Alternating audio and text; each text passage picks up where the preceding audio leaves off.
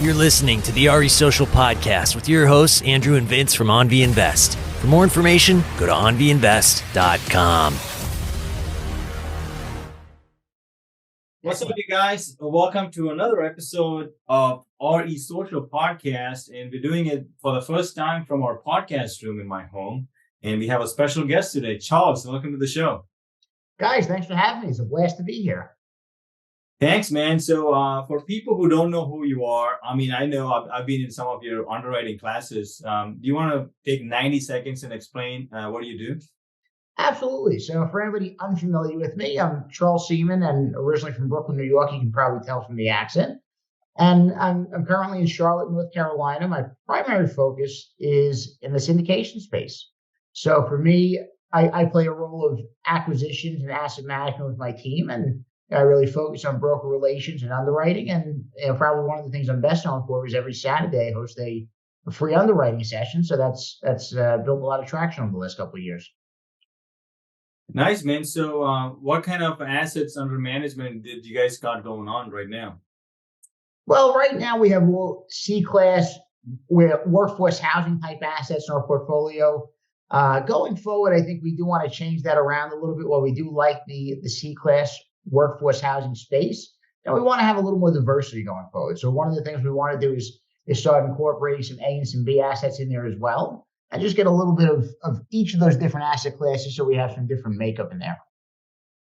That's cool, man. So how did you, we usually for this podcast, we like to ask how you got started, what was the thing was it also the Purple Bible for you, or what was your start?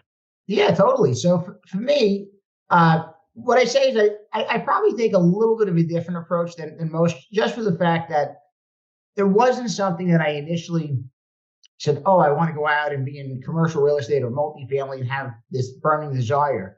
My story started when I was 20 years old. And when I say that, as I was young, dumb, and broke. And it wasn't so much aspiring to go out and become highly successful to commercial real estate, but it was needing a job that would pay the bills. And I wound up working for a gentleman that was very successful in New York. And, he was a serial entrepreneur. He owned multiple businesses, multiple properties. And initially when I started there, my intent was to be there for 2 to 3 years and, then kind of go out and do my own thing. And sometimes life gets in the way. Things happen. Life takes a different direction than you expect. I started making a little more money. I started gaining some more respect. Maybe I thought I was important. And after about a decade or so, I took some time and thought about it and said, boy, what do I do with my life? Do I want to stay here the rest of my life? And it wouldn't have been a bad thing if I did. I would have had a steady income that would have paid my bills. I wouldn't have been rich. I wouldn't have been poor, but it would have been somewhere in between. You would have had a few bucks at least to spend on nice things, a few bucks to pay bills, and just a few bucks to put away and invest. But I knew that wasn't really what I wanted out of life. I always wanted more. And, at that point, I was around 30, and I started doing some real soul searching and saying, okay, well, what do I need to do to make something work on my own? And, I had knowledge, and I had expertise, and I had connections, but I didn't have something that would allow me to put it all together. So, I initially started dabbling in single family and wholesaling. And the reason I did that was because I didn't think that I had the budget to go out there and get involved in multifamily or commercial real estate, even though that was really the space that I wanted to be. And I knew that by that point. So I started dabbling in single family and wholesaling. I hired a mentor. And, pretty quickly I realized 2 things. 1, I wasn't good at it. And 2, I didn't like it. And it's not to say that I couldn't have become good at it, because I probably could have, but it would have taken a lot more time and effort than I would have wanted to put in, because I was still working my full-time job at that point. And then I took a step back again, and probably another year passed. And at that point, I'm thinking, what can I do that can utilize the skill sets I have and some of the connections I have, and just work better for me. So it was at that point, like in late 2016, that I discovered syndication for the first time. And when I started hearing about that, I said, this sounds very attractive. I could use the skill set I already have. I could do the deals that I want to do, and I could use other people's money. So it seemed to be kind of a best case scenario to do all the things that I wanted. So I started learning about that in 2017 and 18, and from mid 2017 on, at least on a part-time basis, I've been active in the space and actively looking for deals. So fast forward to 2019, I left my full-time job at the end of May 2019, and then really went pretty full-time into syndication, and that's where I am now. So Wow, that's pretty good, man. So 2016 to 2019, you've been in syndications, and then 2019 to now, you're still doing the same, right? yeah. Now let me clarify. So 2016 was when I first discovered syndication. 2017 is when I really started working at it consistently. But for those first 2 years, I was only very part-time because I still had a full-time job. So I was working 10 to 15 hours a week in the syndication space, but the key was consistency. And while I was working, I was building a lot of connections. I was making progress. But part of the reason that I left my job was I just realized it was moving too slow. And I hadn't gotten a deal in that time. So, I realized that I could have kept going at the same pace I was, but it would have been a lot slower than I would have liked. So at that point, when I left the job, I said, okay, I'm just going to go all in with syndication. Let's see what we can do with it. Wow, that's cool. And so I want to kind of circle back. You're doing all C properties, or is that C areas, or what's the? Pretty much both C properties and C areas. Yeah. It wasn't so much the intent. We were also looking for better quality assets, but starting out, we realized we were just more competitive on those C class ones. So that's kind of where it happened. Nice. And we started gaining momentum, getting traction in that space. So I figured, why reinvent the wheel? Let's stick with what's working. But eventually, to grow, sometimes you have to modify things a little bit. We've had some issues ourselves in the C class properties and areas. Can maybe you enlighten us and anyone listening here of some of the pros and cons and why you're seeking to diversify and do B and A property? Absolutely. So the biggest pro, or the two biggest pros, I would say, for C class properties: one, you generally get higher returns, and two, you have strong demand and lack of supply in most markets. So usually, if you hear people refer to workforce housing, that's usually your C type assets, and in most markets in America, there's a shortage of that product, and it's unlikely that shortage is going to be filled anytime in the near future. So that usually creates a good recipe for success. The biggest con to it is that they're a lot more management intensive. So it's rare that you're ever going to have a C property that everybody's paying the rent by the 5th of the month. Usually your property management company's knocking on doors, they're following up on a regular basis. So sometimes you have to, you have to be more involved. Even with me, I'm not necessarily involved with day-to-day operations at the property level, but as an asset management role, you still need to be overseeing what's happening and making sure that the activities you need to get done are getting done. Are you doing that yourself in the communication, or do you have like a VA, or what's your? So for the asset management, that I do myself, although eventually the goal is to outsource that, and maybe as soon as this year, so we'll have to see. But I think, like for where I am now, it's kind of tough doing both acquisitions and asset management. It worked well when I first started out. But as you start scaling up, what you'll realize is there are really two full-time positions that you need, and you need separate people for them. So I am doing the communication myself, and it's something that, at least for the immediate future, I'll probably keep doing. But the eventual goal would be to hire that out. Nice. Yeah, that's kind of how we work. Is I do a lot of the management, he does a lot of the acquisitions. So which do you prefer? Which is your greater strength? I think I already know the answer, but I'm kind of like leading you through it. So I like both, but I like the acquisition side better. And I like that because, so in the asset management role, you need to always be, or not always, but you need to be tough and in control a lot of times. It needs to be clear who's steering the ship, and you need to be giving clear communication to whoever's working with you, so that way they know what it is that you're trying to achieve.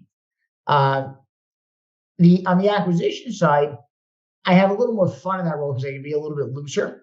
A lot of times when I'm talking to brokers, I'll call them up and shoot the breeze, or I'll go for lunch, take them for drinks, whatever it might be. And then I can leverage those relationships to get deals. So I enjoy that side of it better. And I think I'm probably a little more effective on that side. So that's the one I would probably stay with. Nice. Yeah. And so you're getting most of your properties off the MLS, or are they off market, or?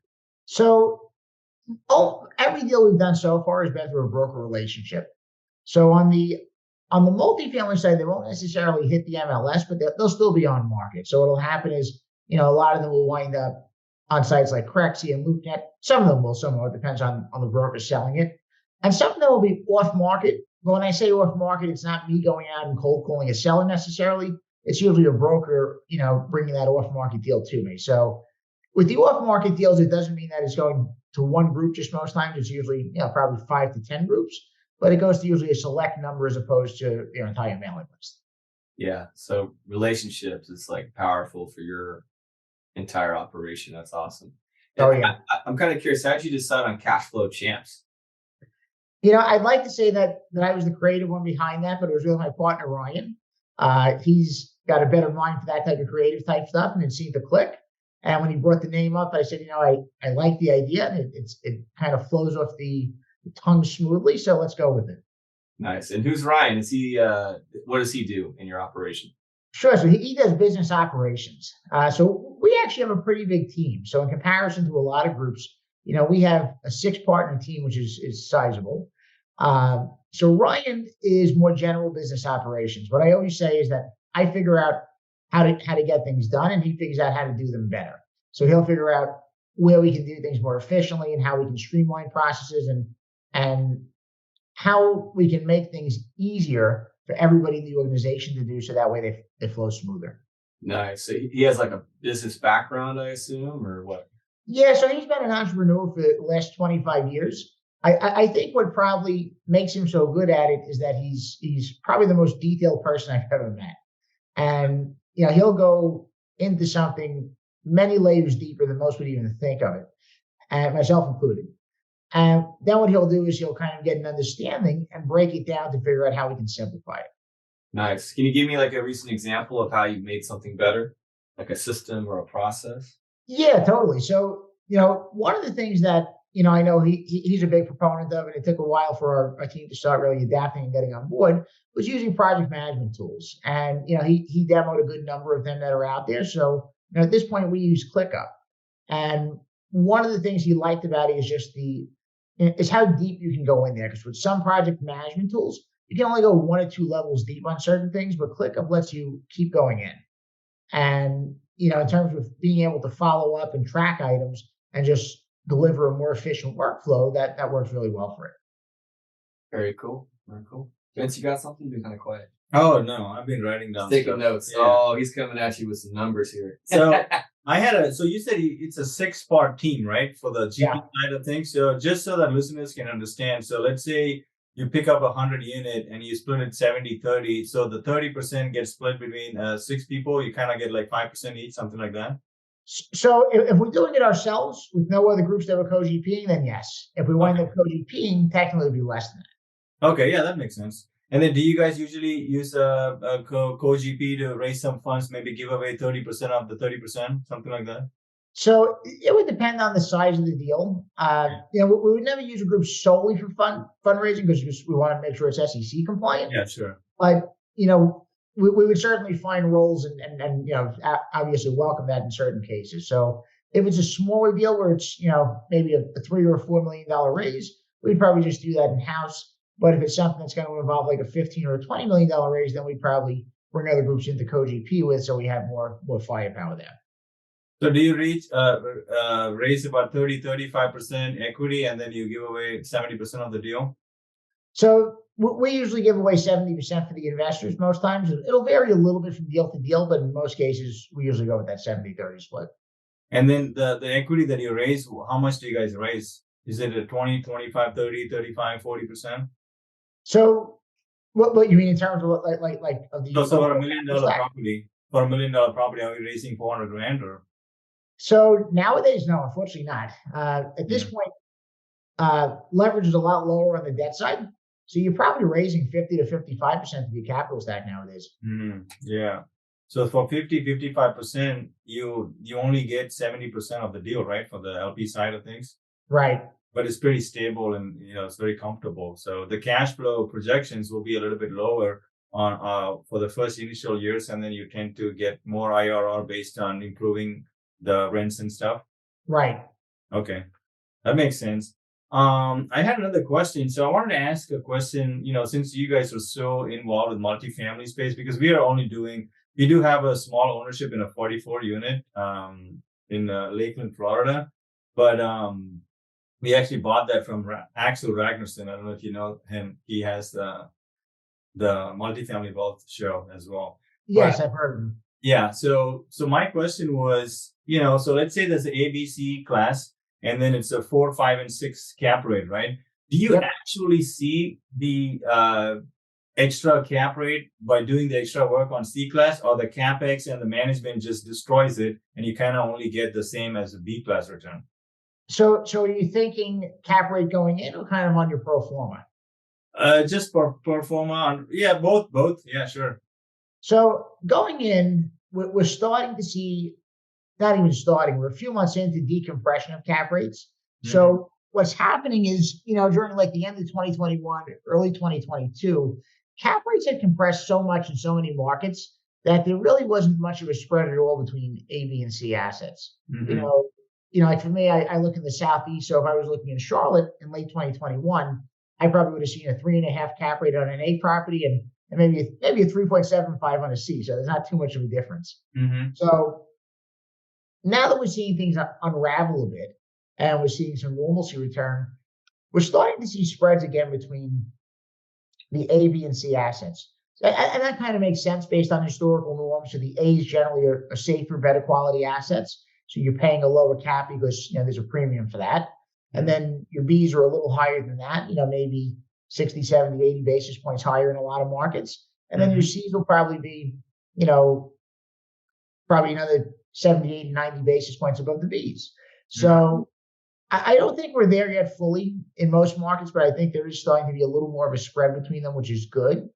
And, little by little, I think those spreads are returning. So in the pro forma, cap rate, what will happen is with the C's, theoretically, if you're doing a good job at increasing the NOI, your cap rate should actually be going up. Because let's say if you're buying it at let's just say a 4 cap, and now all of a sudden in year one, you're going out and you're adding 10% to the NOI. Well, being that you have that higher NOI and you already had the purchase price fixed, then that year one pro forma cap rate should be higher than what you went in at. So that'll be pretty standard, and you'll see that happen a lot of times. In the A's and the B's, I would say the same thing happens. It may not be as pronounced because sometimes with the better quality assets, you may have less to do to really go in there and be able to push the rents. Sometimes you're buying just stability, and because of that, you may not have as much room to really aggressively push the NOI. What are some of the mainstays for your operation? How you guys boost the NOI, boost value, appreciation, all that? What are some of your little tips and tricks? So the biggest one I would say, probably the most old-fashioned one, service. Just being able to provide better service. So I think it varies based on what demographic you're catering to. So if you're catering to a workforce housing demographic in that C space, most of those people aren't looking for granite countertops. They've never had granite countertops. They don't need granite countertops. It's nice, but they don't, it's not something they ultimately desire. What they want is a roof over their head, preferably one that doesn't leak. They want their work orders addressed in a reasonable time frame. They want to be treated decent. And a lot of times, if you do those things, you'll find that you're able to gain their loyalty and to be able to renew them at much higher rates. Because a lot of times they'll want to stay in places like that as opposed to moving somewhere else and seeing how the service is there. I like that. If you're dealing more in the luxury demographic, like the A-class assets, those people, in a lot of cases, are renters by choice and not renters by necessity. So they will want the bells and whistles. They're going to look for granite countertops. They're going to look for nicer finishes. They're going to look for 14 different amenities, most of which they may not ever use while they live at the property, but they look attractive. My former partner moved into a building in Charlotte based on a rock climbing wall. I think he said that he never actually used that rock climbing wall once, but it was just the attraction and seeing it kind of from the outside. It looked pretty cool, and it gets you in the spot to begin with. Man, that sounds fun. I've been wanting to rock climb for a minute, actually. I just moved. We just bought a house, actually pretty close to here, and there's apparently this really big, amazing gym with like this indoor rock climbing wall, and same thing. I take it for granted now that I'm right next door to it. Right, it's how it usually happens. Yeah. Yeah, one day we'll buy the beach house and be like, yeah, I don't want to go to the ocean. Speaking of, where are you guys from? Are you in North Carolina? Yeah, so I'm in Charlotte, and Charlotte. I'm originally from Brooklyn, New York, and I've been down here about 3.5 years now. Why'd you move down there? So I really moved down here to focus on the multifamily business. At the time, my partners and I decided we were going to focus on the Carolinas as our target markets. And my thought was, how do you get to know the market better than living and working in it every single day? So the majority of your assets are there in North Carolina. Sorry to cut you off. Yeah, no, that's right. So most of them are in Carolinas, and now we've expanded a bit to include more regions in the Southeast. So now we do the Carolinas, Georgia, Florida, Tennessee, Virginia. But even with that, the Carolinas kind of put us at a good central location, so that way you can get to each of them fairly easily. One thing I like is being able to be in a position where we can drive to assets as opposed to needing to fly to them. Even if it's a 4-hour drive, I mean, it's not always convenient, but you can do it same day and back if you wanted to. Yeah. And it's just more, in some ways, more cost, a lot of ways more cost effective than flying back and forth everywhere. Right. And you also have just that peace of mind, knowing like if it all goes, to Right. hell, I can just roll up my sleeves and go drive down there myself. That's part of the reason why we just mostly stay in California within like an hour or two away. Cause it's like, yeah, we've got some very lenient tenant laws and all that, but the appreciation's great. And I just like that, we can just go drive to it. Yeah. And listen, in any market, regardless of which market it is, you can always find ways to make money. I have a lot of friends that, while I personally wouldn't invest in anything residential or multifamily in New York, I have a lot of friends that do, and they do well with it. It's just figuring out how to manage it effectively. Yeah, just a different game. Yeah, man, Charles, I had this is probably the age-old question. So I know you moved from SFR to the multifamily space. So Drew and I, we're primarily in the 1 to 4, which is units. So all of our units are either duplexes or triplexes in California, except for the little 44 unit, right? So I wanted to get your thoughts on that, versus, adding value by yourself or waiting for the market to improve based on comps for the SFR. And also the other side of the equation is, since I am involved in that big 44 unit that we bought for $6 million at the end of last month, for the same amount of equity that I can raise, the cut I get from that is, I would say, about 10 times less. So I get 2 to 5% versus with Drew and I, when we partner up, we can pick up easily 40 to 50% of the deal, right? So in that regard, so what would you suggest for like just regular, people, like which is the way to get in? Good question. So I think it's a matter of preference, and I think it depends what you value more. So in the syndication deals, what you're getting is two things. One is you're getting a smaller piece of a larger property. The second thing you're getting is the ability to be passive, unless you're on the active side. But if you're going in as a passive investor and you want time freedom, then that's the benefit of the syndication. And what you'll do is you'll be able to, to not have to be heavily involved with operations and not have to do so much. But in exchange for that, you're also getting a smaller piece of the pie. Whereas if you go out and you buy a smaller property, you may not have the luxury, at least in some cases, of being able to be really hands off. You may have to be fairly hands on with some of the operations, especially as you're getting it running in the direction and the manner that you want it to. But you can make probably a lot more money because there's a much bigger piece of the pie you have. So I think it really just comes down to preference and what somebody's looking for. Yeah, that's a good point. Or you find someone like Ryan or Andrew to do all the work, and we just get back, right? That's the game. Right. That's the real game. Yeah, so that's a really good point. So, we try to educate people, like, if you're a lawyer or a doctor making $300,000-$400,000, do you want to really go buy single families and figure it out and, not make $300,000-$400,000 a year? It's stupid. Like, Right. you shouldn't do that at all. No, absolutely not. Because the thing is, even in the best markets, even if you're looking in New York's and California's, that triplex will only net you so much every month. So you're right; it's not going to replace the $300,000 or $400,000 income. Now, if you go out and you do 10 or 15 of them, then maybe looking a little bit differently, and things are starting to get more lucrative. But that first one, you're right; you're still going to want to keep that day job for sure. Yeah. I'm kind of curious. I'm going to kind of veer us a little bit backwards, but what was your first deal like? How'd you get started? How'd you overcome the fear? How'd you overcome analysis paralysis? I don't know that story yet. Sure. So the first deal I did was September 2019. It was a 92-unit deal in the Atlanta market. And with that, I had been looking for deals for about 2 years by that point. We put a lot of offers in. We actually had one deal under contract that we didn't wind up closing because we found that it had more deferred maintenance than we thought it did during due diligence. And we wound up backing out of that. So after about 2 years, what happened is we had built some good relationships. And one of the key principal relationships we had built, we had put quite a few deals in front of him. And, deals that we vetted, we underwrote them, we felt confident. That's the deals that we actually went through the process on before sending to him. And we put a lot of LOIs in with them, but for one reason or another, they didn't get accepted. And by that point, the key principal knew we were serious because he could see how active we were. He could see how many deals we were putting in front of him. And we just, weren't landing anything. So then, around late May 2019, he came to us and he said, "What do you think? I have this 92-unit deal here in the Atlanta market. Do you want to be involved in it?" And, so he wasn't really looking to do it himself because at that point he was doing 200 and 300 and 400-unit deals. So a 92-unit deal would have been a waste of his time. So he thought of us because he knew that we were active and he knew that we were persistent. So that's why he came to us.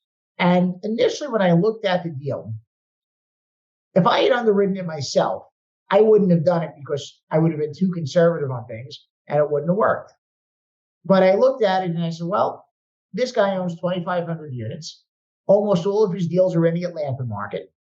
He knows the sub-market very well because he owns another property there. And, maybe he knows something I don't because he's a lot further ahead than I am.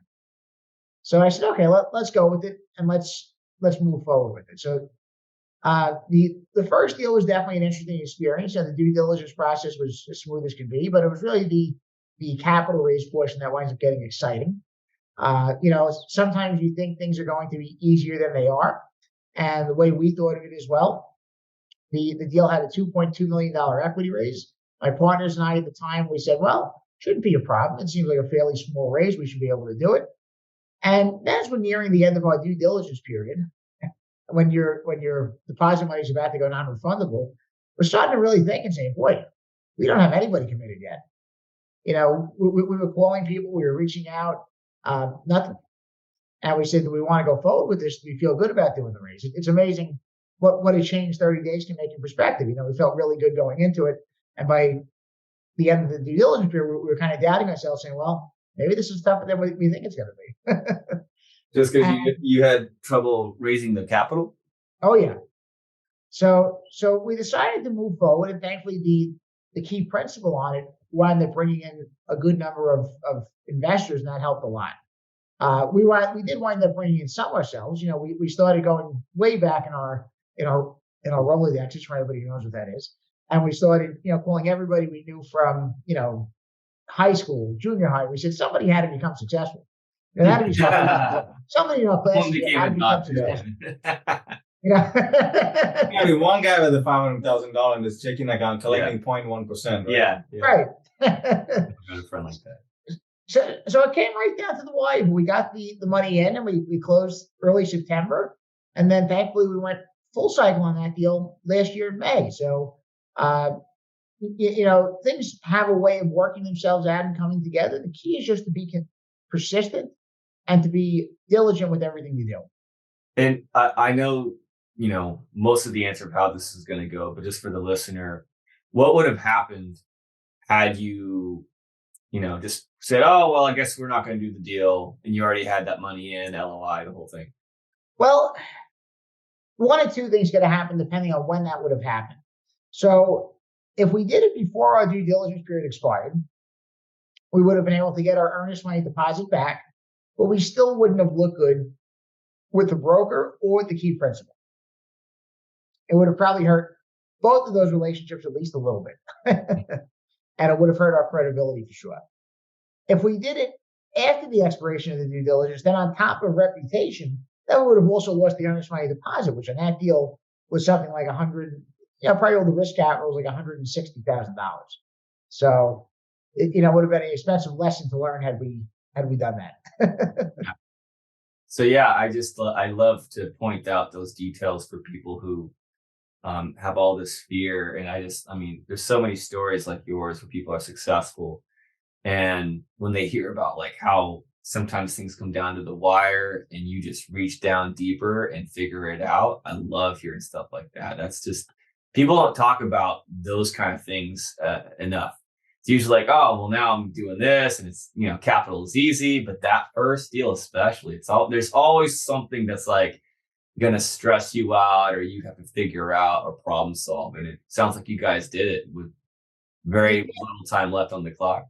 I'm glad to hear you mention that. I'd like to say that my deals since then have been smoother, but in most cases they haven't been. I find even with most operators I speak with that usually as you're closing deals, there's almost always things that come up the last minute. Maybe you thought you had enough money, but then somebody who was going to put X amount of dollars in pulls out at the last minute, and I was like, okay, well now we're scrambling to say, well, who else do we have that's ready to come in?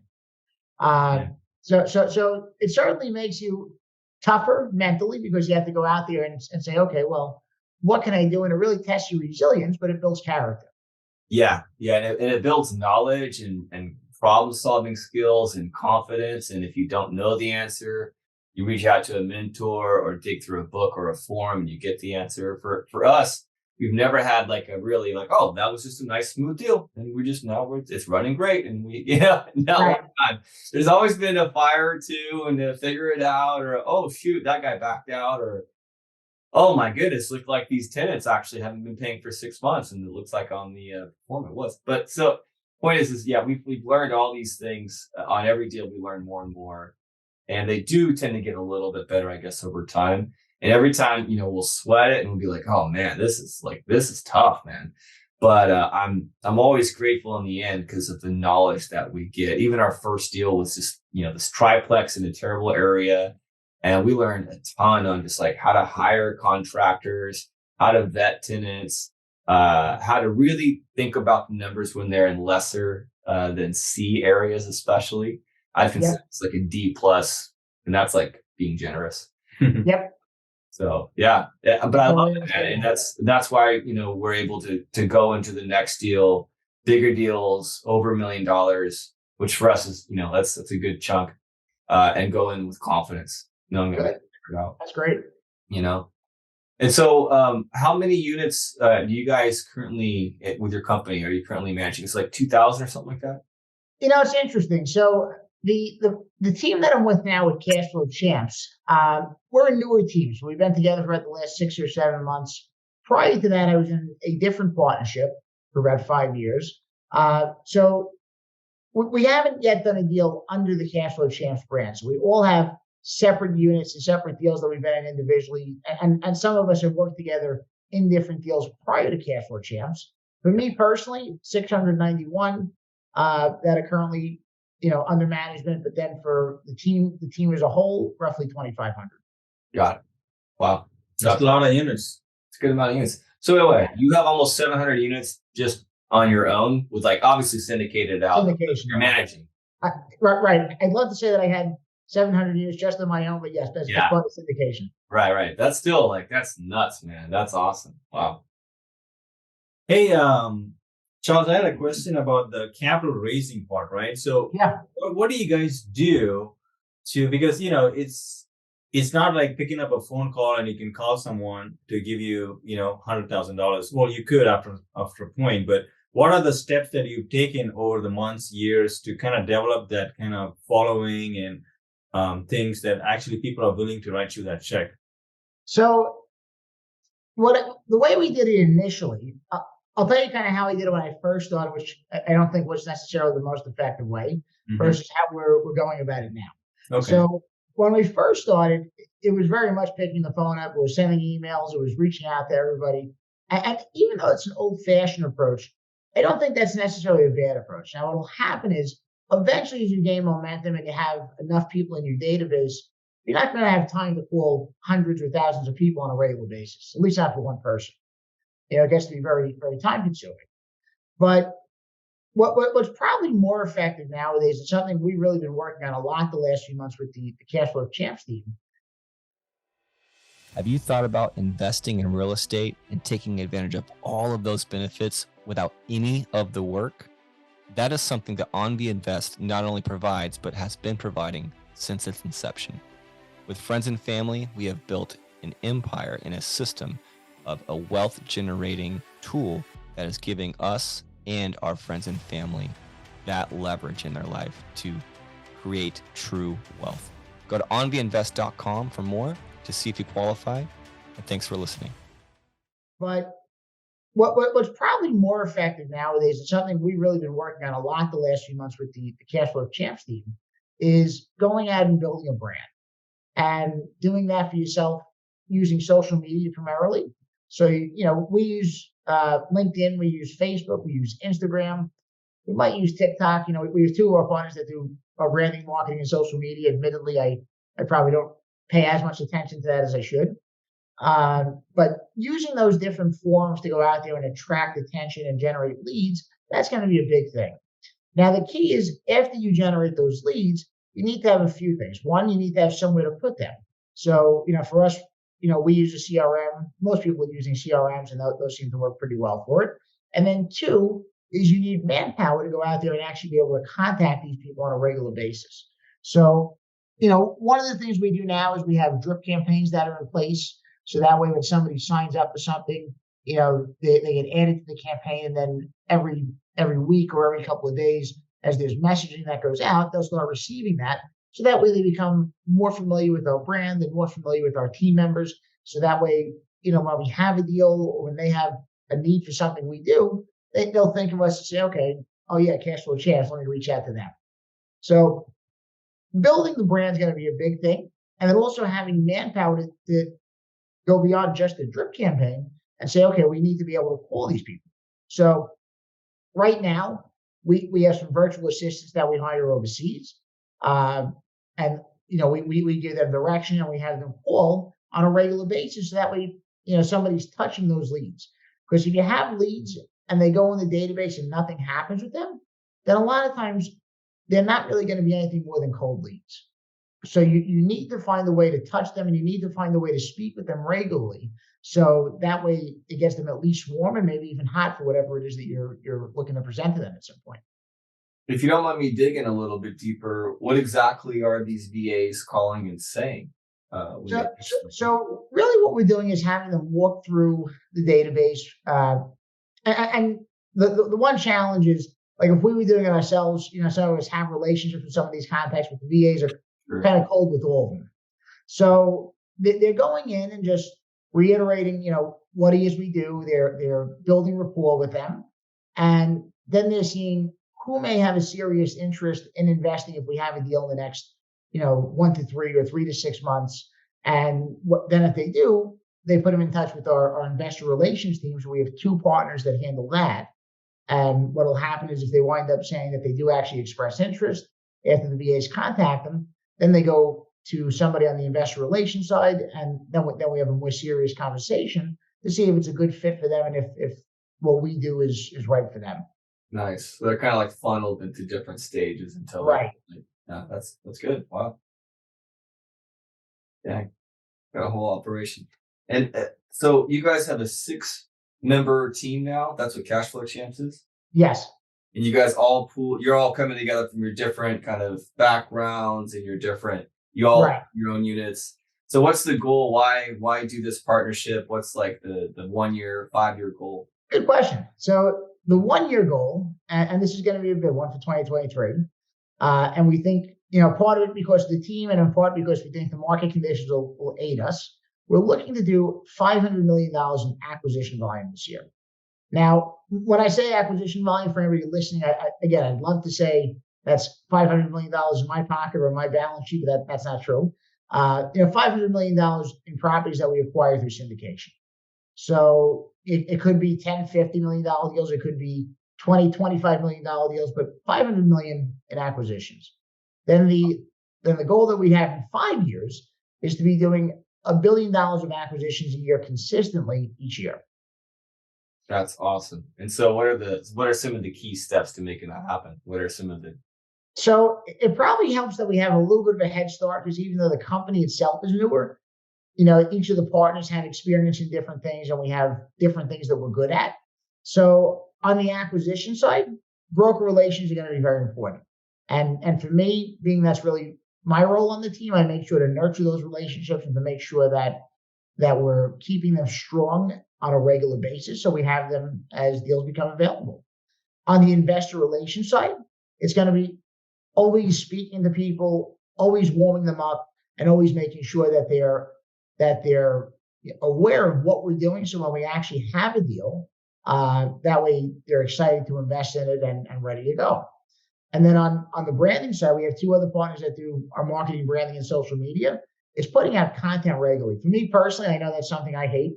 I check my messages on social media regularly, I reply to them, but I don't touch anything in the public forum anymore. I let them do that. I said they're better at it than I am, and they can engage people because they have more dynamic content that relates to people. So the things that I would tell anybody listening, whether you're new or experienced, is you want to go out there, always be generating investor leads, always be nurturing and speaking to those leads. And then on the acquisition side, depending on what type of deals you're looking for, if I was looking 50 units or less, I'd probably be doing a direct mail campaign and going direct to seller. I don't think you need brokers in that space. I mean, it doesn't hurt, but I don't think you need them. And you can probably do very well with direct mail or any type of direct to seller communication. But if you're looking at like 50 units and up, most times deals are going to be done through brokers. So it's good to have good relations there and really nurture those relationships so you can start getting the good deals as they come in. Wow, that's awesome, man. Yeah, go for it. No, I was going to ask you, we all know like our superpowers because we've kind of been in the game a little bit. Like I know yours, you like the broker relations, acquisitions, you like the numbers, a little bit of capital raising. Drew's is, management and operations because he's got a music school. Mine is similar to yours. Now, if someone's starting up, how do they know what their superpower is? What do they do? Good question. So the first thing I would say is what I tell people is when they're starting out in this business, this isn't rocket science. This isn't brain surgery. There's nothing we're doing that's not common sense. Mm-hmm. I think sometimes people overthink it and they go too far in. So it's seeing what you're good at and really knowing yourself.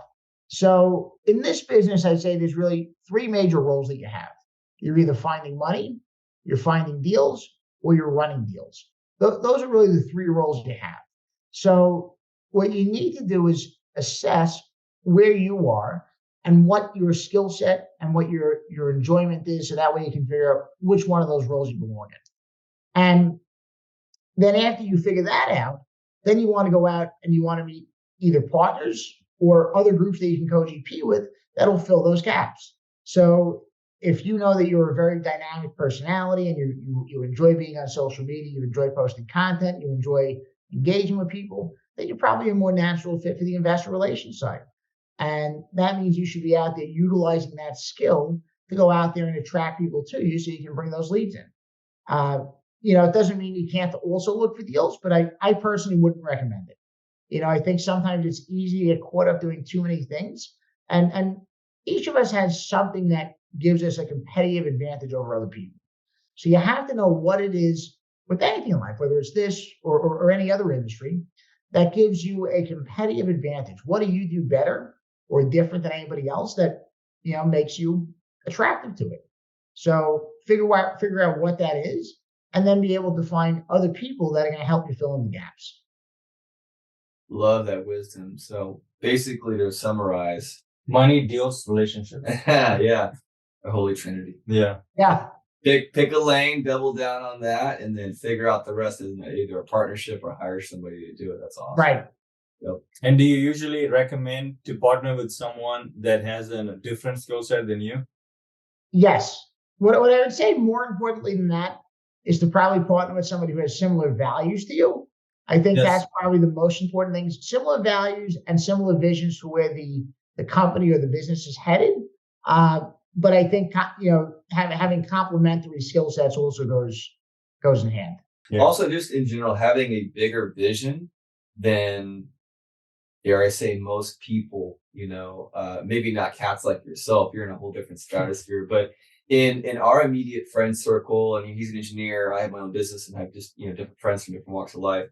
It's pretty rare to just casually meet somebody who's like, oh yeah, I'm trying to do 500 million this year. You don't meet those people, and so for us, we don't even meet people who are trying to even invest in real estate most of the time, let alone do 500 million or whatever our goals are. And so when we met, we kind of had that conversation at one point where we're like, oh, so Rich Dad Poor Dad, yeah,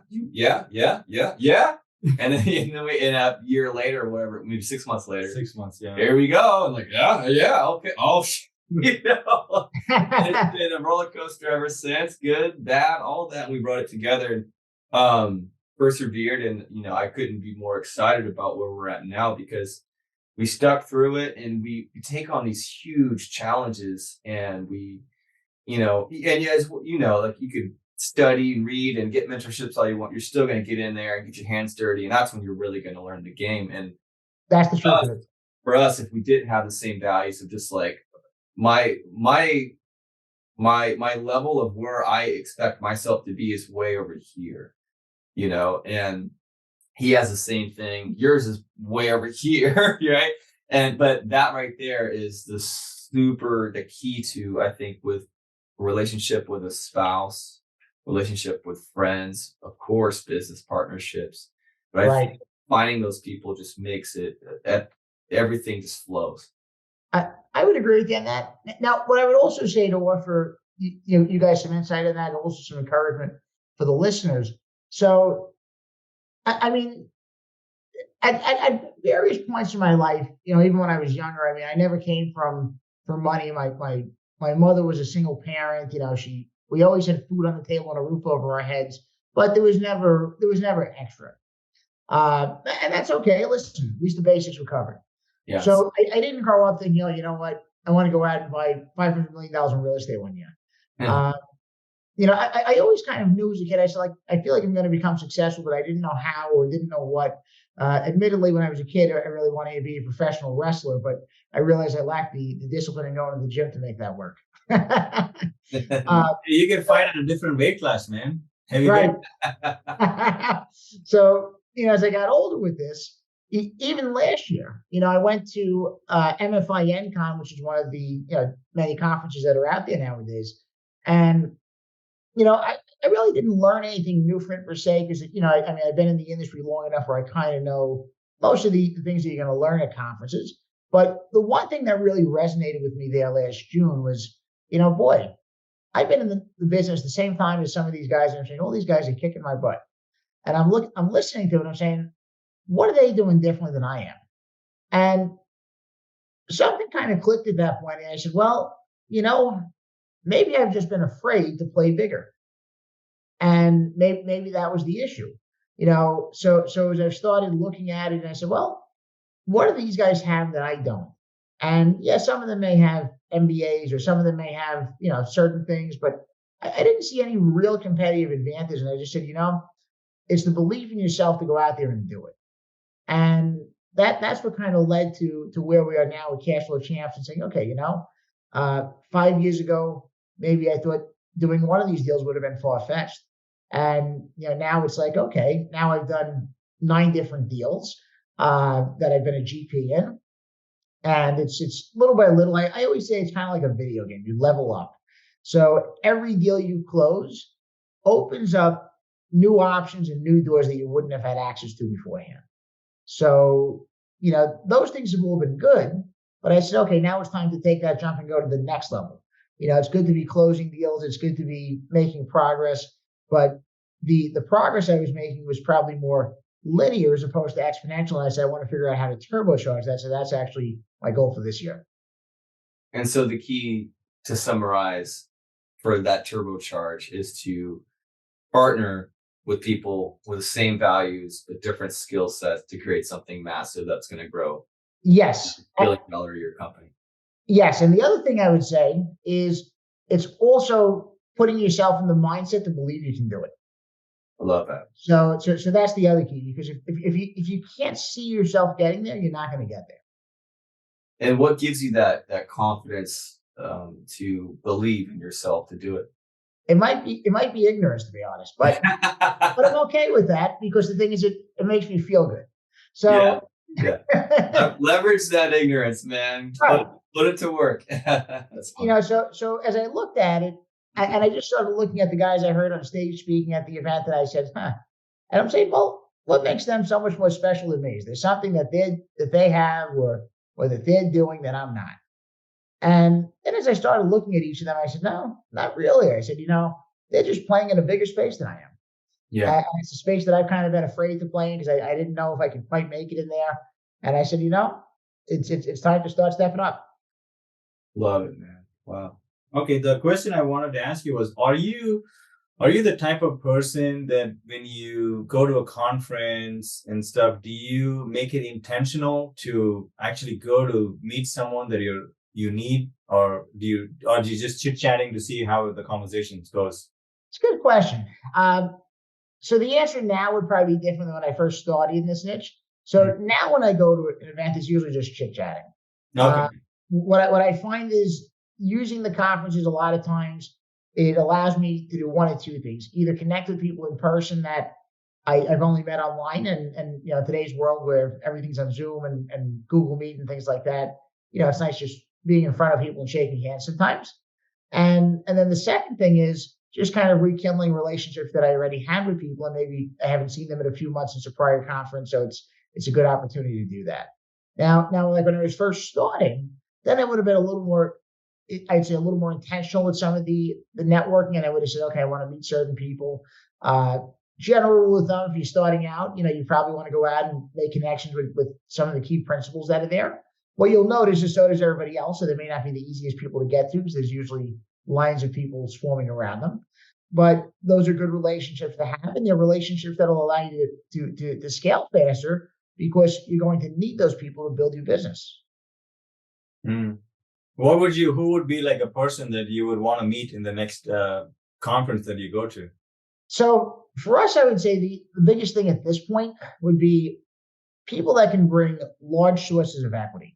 So they could be high net worth individuals, they could be equity groups, they could be fund managers. So we won't necessarily meet too many of those at regular multifamily events, but sometimes we will go to events geared for groups and people like that. So either high net worth individuals or family offices or fund managers. So that way we can connect with those and have the ability to get people that can write, large single checks. Yeah, man, that's we talked to, I'm pretty sure you know who Neil Bawa is. Yes. We talked to him a couple months back. We released the episode, but he said raising capital is one of the most important things that you could do, because that actually tells you how fast you can succeed and move up. Right. So that's really interesting. Speaking of raising capital, it's been way easier for us now that people can see our track record, our brand, and all that. We do these monthly meetups that are local, and as well as having great content with amazing guests like yourself. Thank you again. So we do this meetup, and it's been helping. It's been great, and I'm kind of curious, is that the reason why you're doing the Saturday syndication deals, or what's the purpose of that? That's a good question. So when I first started doing it, it really didn't have probably as much of a purpose as it should have. So when I first started doing them, what happened is in late 2019 and early 2020, We had recruited a couple of people who were unpaid interns. And basically, we were teaching them the acquisitions and underwriting side of the business in exchange for them looking at deals in different areas that we weren't currently in. So most of the people were people that I met locally at different meetup events, and a lot of them live in and around the Charlotte area. So what we would do is just get together in person every Saturday and say, okay, well, why don't we sit down and I'll show you guys how we normally look at these deals and how we go through them.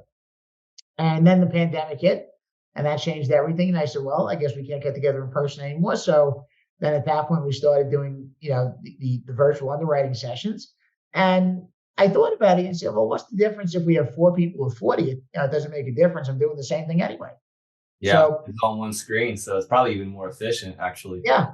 So I was like, okay, we're just opening up to more people. So when I first started doing them, the first few months, most weeks there'd only be 4 or 5, maybe 10 people on the high side.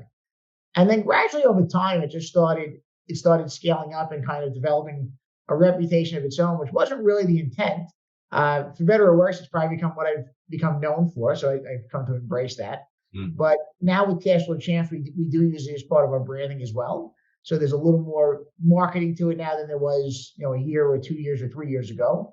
And we as a team, we've seen that maybe it gives us a little bit of a competitive advantage over some other groups, simply because it's a little bit different than what other groups are doing. We also do webinars, we also have a podcast, and I think the thing is all those things help, because I don't know that any one of them individually are super effective. But I think it's when you put them all together and they're all working in tandem, that's where you start having them be very effective. So now we look at the underwriting sessions as part of that, and really is a focal point of it, because it brings, it brings attention to us. Right. Yeah, because you're just giving value. Yeah, that's awesome. That's so smart. You just accidentally did it. It sounds like that's so funny because you just like doing it. I bet, right? Yeah, it's kind of what it came down to. And then as it started growing, and I said, well, it seems like it's getting a following here. It wasn't really my intent for it to have as many people as it did, but I said, okay, well, may as well keep going at this point. Then I kind of use it as my call to action when I go on, podcasts or events, and it seems to just spread on there organically most times.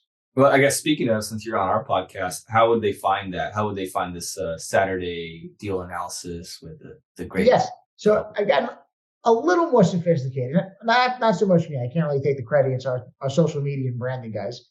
But now I have a Linktree account, and it has it right in there, so I can send that to you, so you can include it with the show notes for everybody. Yeah, we'll put it in their notes. Yeah. Perfect. Yeah. I've been on the Saturday calls. I already know he's been on it. Yeah, you're his pastor. That's his church. Yeah.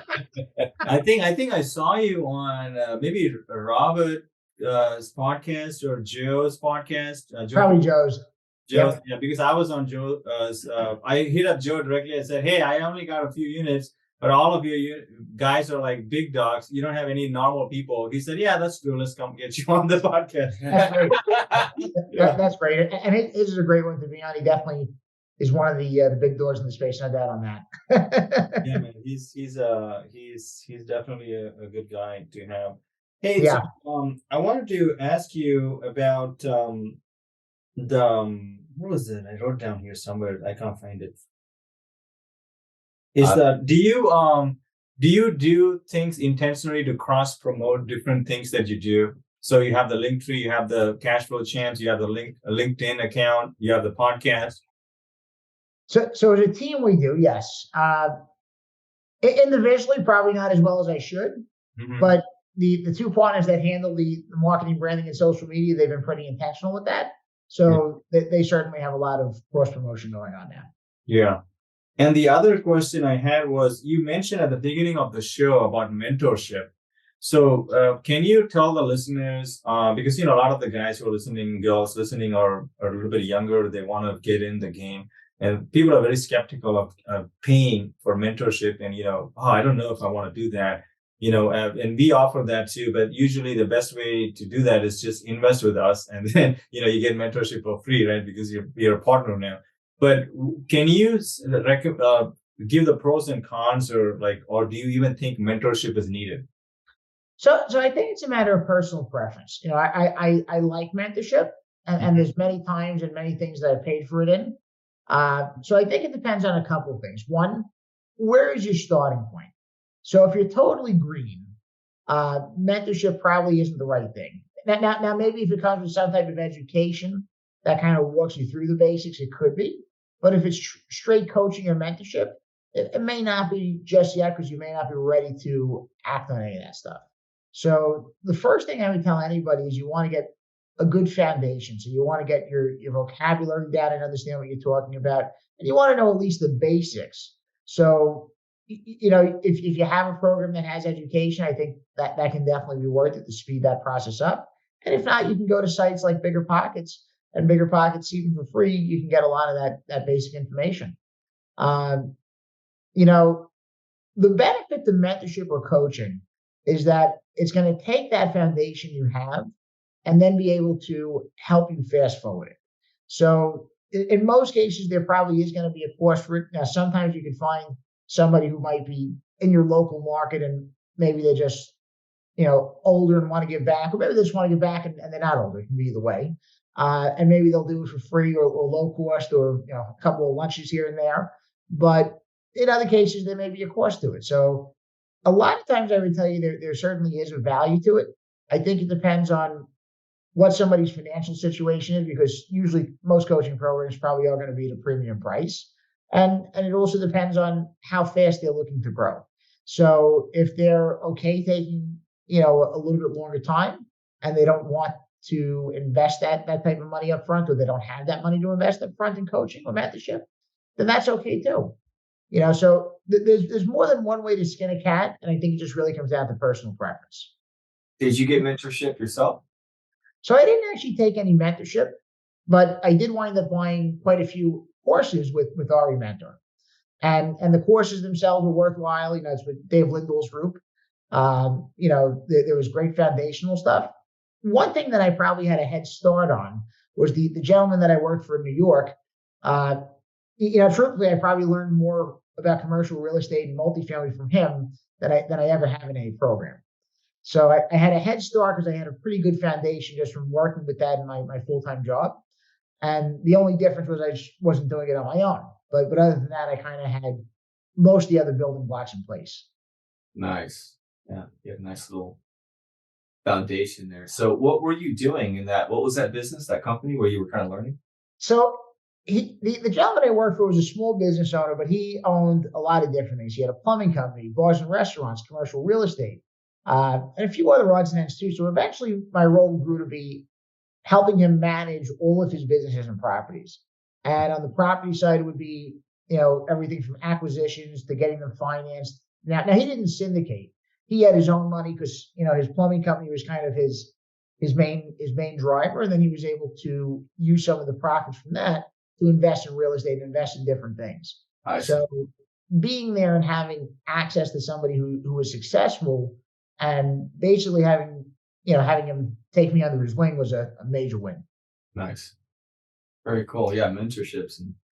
And were there, I've kind of got a 3 short answer, short question kind of thing I want to throw at you. Go for it. Ready? So it kind of segues into that. What's you can only name one. What's one book that really changed it for you? You can't say Richard Porter. Yeah, you can't say Richard. Yeah. That's fine. That would have kind of been the first one, but I got some popular ones. So aside from that, How to Win Friends and Influence People by Dale Carnegie. Dale Carnegie. Yeah.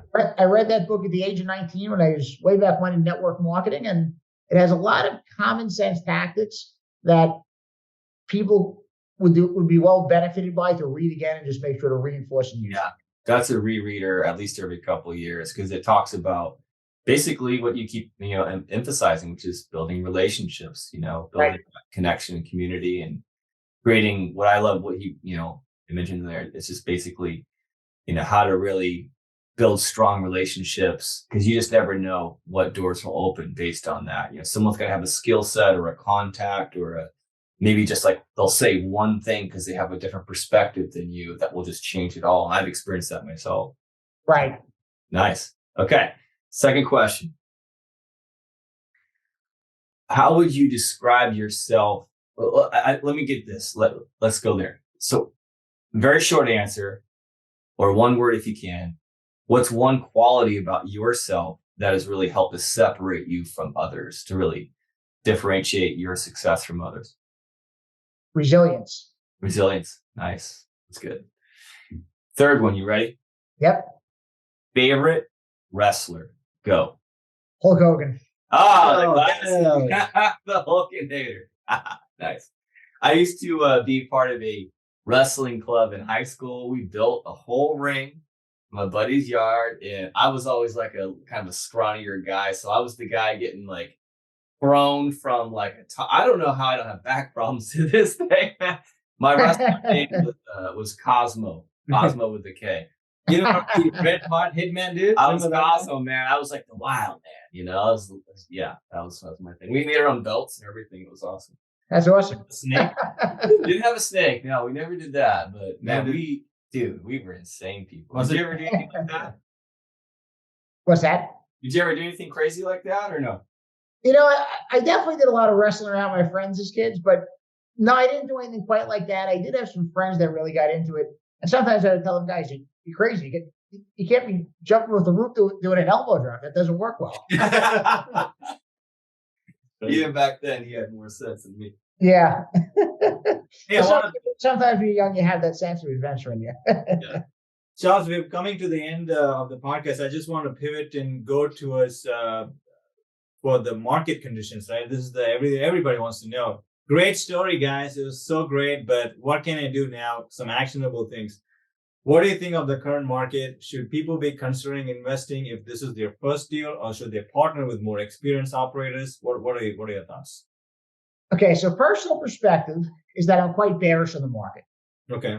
I think that we're probably going to have a recession, in my opinion, that'll be as bad, if not even worse, than 2008. Okay. But Why did you do that?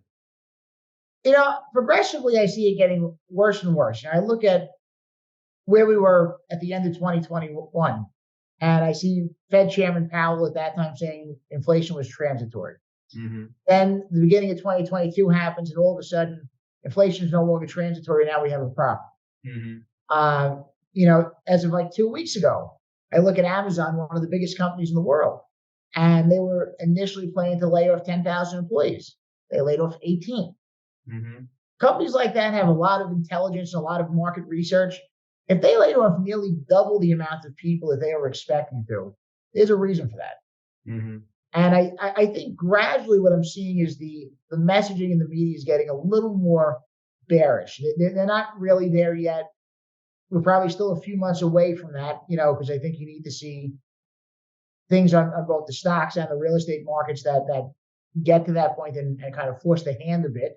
But there's a lot of things I think that are moving in that direction. I think there's a lot of people that are over leveraged in the multifamily space. I think there's a lot of operators that bought with bridge loans in the last 2 to 3 years that, one of a few things is probably going to happen in the next year or two. One, they might be underwater if they have an adjustable rate loan and they can't carry the debt service.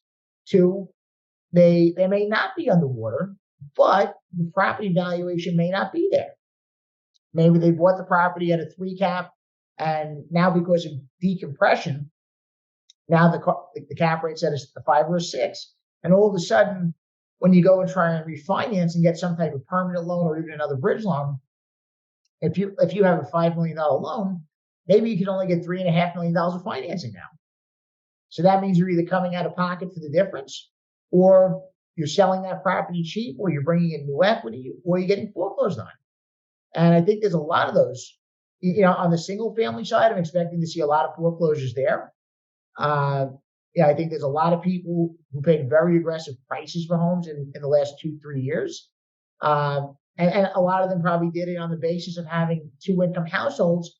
And now as layoffs start happening, that 2-income household where they really needed both incomes to meet that debt service, they no longer have. So what I would say is, while what I'm saying may sound scary, I would say, and it will be scary in some cases, I think for us as investors, I think there'll be a lot of opportunities. And I think the key is to be patient. You don't want to be so patient that you miss it, but be patient and not rush into something that you may regret later on. If you see an opportunity that you feel is a good opportunity, definitely act on it, because the good opportunities will likely move pretty quick. And just build as many relationships as you can the next few months. So if you're on the acquisition side, be meeting brokers, be speaking with them on a regular basis and looking at deals. If you're on the investor relations side, constantly be attracting leads to you, because you're going to need to have people coming to you on a regular basis so you don't have any issue raising money when these opportunities present themselves. Great answer. Great thoughts, man. Yeah. That's the clip right there. That was the reel. We're gonna tag you on Instagram. And by the way, if listeners are listening, we're recording this end of January 2023. So we might put it out a little bit later because we got some backlogs. But that's man, we think the market is, losing about a point and a half a month in terms of the prices in the residential space we're seeing in California. Oh yeah. Yeah, that's for sure. But the interest rates are coming down a little bit. But I believe the Feds will make the right moves because they have to pause a little bit, because they can't be like, hey guys, inflation's coming down. They're gonna let off the pedal a little bit, and then everybody's gonna start buying stuff. So they're not gonna do that for months. It's definitely interesting. I mean, obviously, I'm not even sure that Fed Chairman Powell has a definite answer in his head yet. Maybe he does that he's not sharing. Yeah. But it sounds like the expectation is that we'll have at least 2 more rate hikes in Q1 of this year. And then maybe the Fed will kind of reevaluate and see where the economy is at that time, if we need further rate hikes. But it sounds like potentially, we may not have any past the end of Q1 this year. Yeah, I don't think they're going to have more than 2. And I don't even think they'll do 50 basis points twice. They might even drop to just 25. We'll see what they do. Right. Yeah. So, do any final thoughts?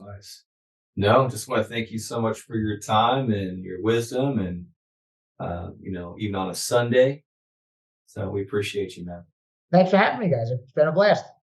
How can the folks get a hold of you? I know we've plugged a little bit, but what are some of the best ways to find you on your Instagram, your LinkedIn, all that? What are those? Sure. So the best way will actually be in the link tree, because that'll have everything in there. So I'll send that to you guys so you can include it right in the show notes. Oh, awesome, man. Check the show notes, fans.